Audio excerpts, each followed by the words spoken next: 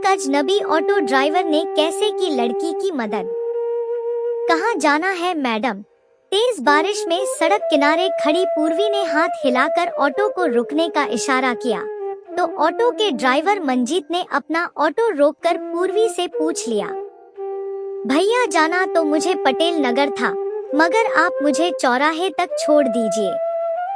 मैं आपको पटेल नगर तक छोड़ दूंगा मैडम, मंजीत ने पूर्वी को निश्चिंत करना चाहा, लेकिन पूर्वी ने उसे बताना जरूरी समझा, भैया मेरे पास किराया देने के लिए रुपए कम है, आप मुझे बस चौराहे तक ही छोड़ दीजिए।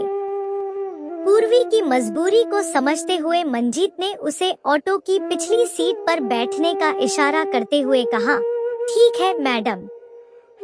शाम का समय था और बहुत तेज बारिश होने के कारण सड़क लगभग सुनसान ही थी। दिन भर व्यस्त रहने वाली सड़क पर सिर्फ एक या दो वाहन ही नजर आ रहे थे। चौराहे पर पहुंचकर मंजीत ने अपना ऑटो सड़क के एक किनारे पर रोक दिया। बारिश हल्की हो चुकी थी, मगर अंधेरा होने लगा था। ऑटो से उतरकर पूर्वी ने अपने हाथ में 20 रुपए का नोट निकालकर मंजीत की ओर बढ़ा दिया। किराया अपनी जेब में रखकर मंजीत अपनी ऑटो स्टार्ट करके आगे बढ़ने ही वाला था कि अचानक उसकी नजर सामने से आ रहे मोटरसाइकिल सवार लड़कों पर पड़ी। मोटरसाइकिल की पिछली सीट पर बैठा लड़का सिगरेट के छल्ले उड़ाता सड़क के एक किनारे से होकर धीरे धीरे आगे बढ़ रही पूर्वी को बड़ी गौर से निहार रहा था।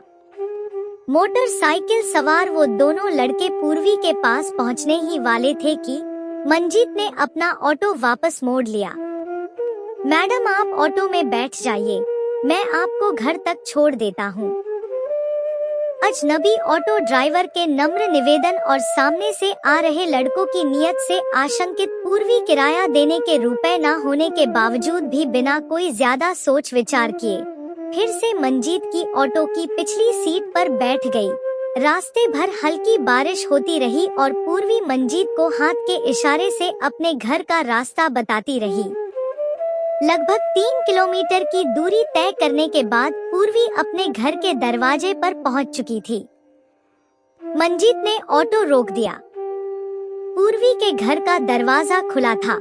अपने घर के बाहर ऑटो रुकने की आवाज सुनकर घर के अंदर से पूर्वी की मां सुशीला जी निकलकर लगभग दौड़ती हुई बाहर आई और बारिश की बूंदों की परवाह न करते हुए ऑटो के बिल्कुल करीब पहुंच गई। ऑटो से उतर रही अपनी बेटी पूर्वी पर नजर पड़ते ही सुशीला जी भावुक हो उठी।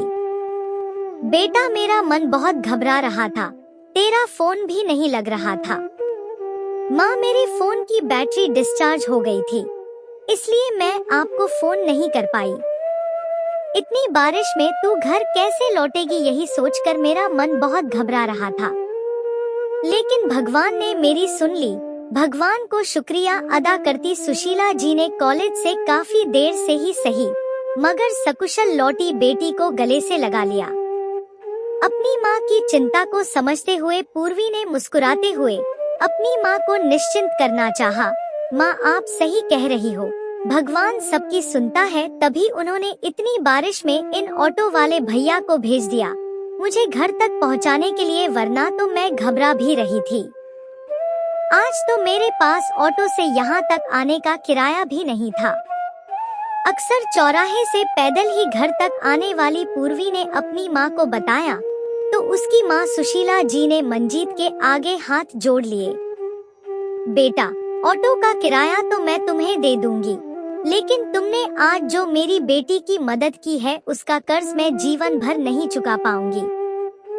अधेड़ उम्र की महिला को यूं अचानक अपने सामने हाथ जोड़े खड़े देख मंजीत ने सुशीला जी को सहज महसूस करवाने की कोशिश की। माताजी ऐसी कोई बात नहीं है, बहन बेटी तो सबके घर में होती है। मैंने सिर्फ पैसेंजर समझकर नहीं बल्कि छोटी बहन समझकर इन्हें घर तक पहुंचाया है। मुझे किराया नहीं चाहिए। भारी बारिश में मसीहा बनकर आए उस अजनबी ऑटो ड्राइवर के शब्दों में एक गजब का अपनापन महसूस करती सुशीला जी के साथ साथ पूर्वी भी निशब्द हो गई। लेकिन मंजीत संतुष्ट भाव से अपना ऑटो स्टार्ट कर तेजी से वापस मुड़ गया।